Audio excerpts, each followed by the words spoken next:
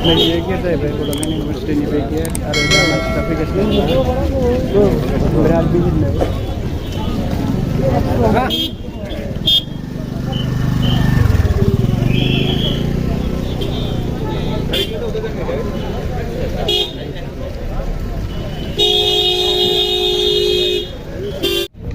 अब्ला जोङो सिङाव हाबनानै नायनि नै उपेन्द्रनाथ ब्रह्मनि मुसुखा खालामनानै दोनदों। जों सिङाव थांना नायनि मा मा बानायनानै दोनदों आरो माबायदि साजायदों बेखौहाय जोङो नायलांनि। नै बेवहाय बड'लेण्ड इउनिभारसिटि खालामनानैहाय मोनसे नाम खालामना दोनदों आरोना। दा नै जोङो गेटआवहाय मोनफैबाय, ओरै सिं हाबफैबाय। बेवहाय माखासे गोबांथार नै साजायनानै दोननाय दङ आरो।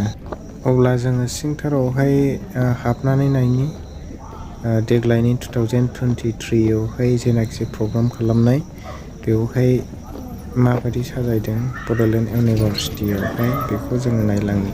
फारि फारि आं दिन्थिलांजोबगोन, नोंथांमोनहा भिडिअखौहाय जोबजासिम नायलांबानो जाबाय आरो। नैबे जाहैबाय सिंनि गेट आरो ओमफ्राय नोरैहायबो दङ नै।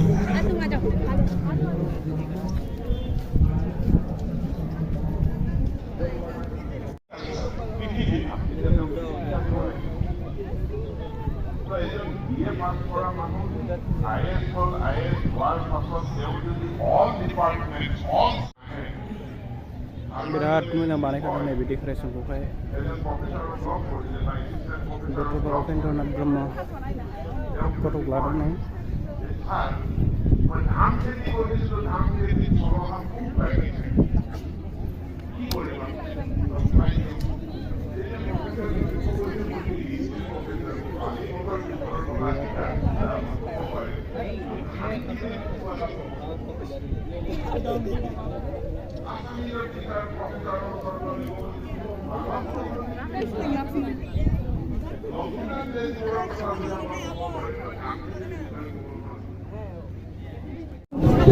আৰু আমাৰ ফেচবুক পেজ আৰু Instagram page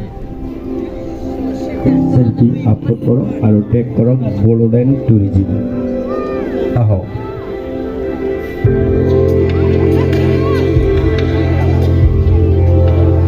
Bodoland international knowledge festival এক আকৰ্ষণীয় অফাৰ বড়োলেণ্ড টুৰিজিমৰ তৰফৰ পৰা। সেলফি লওক আৰু 2 দিন মানাস ষ্টে থকাৰ সুবিধা লওক। আহক।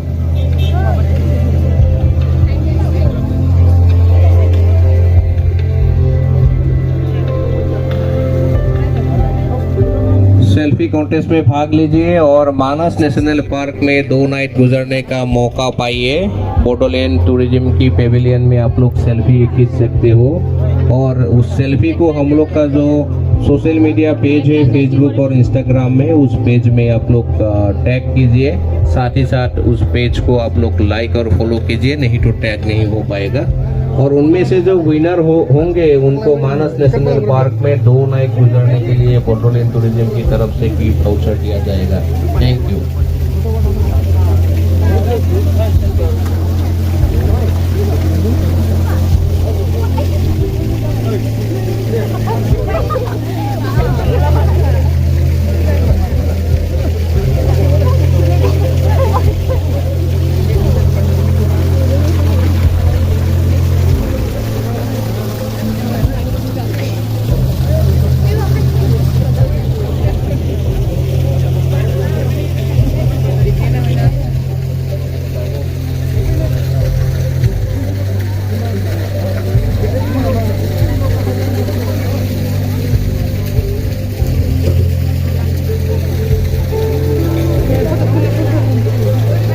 गोदोनि मोनसे बायखोन्दा नेरसोन हिसाबै बानायदों आरोना। बिराद मोजां नुखायो नै। लोगोसे ओरै दंबावो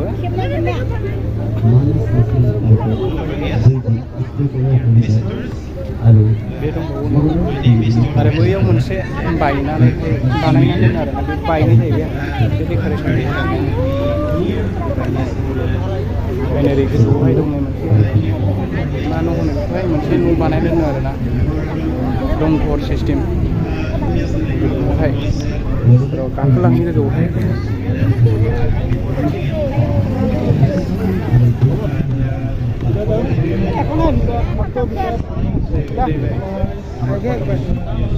Nah,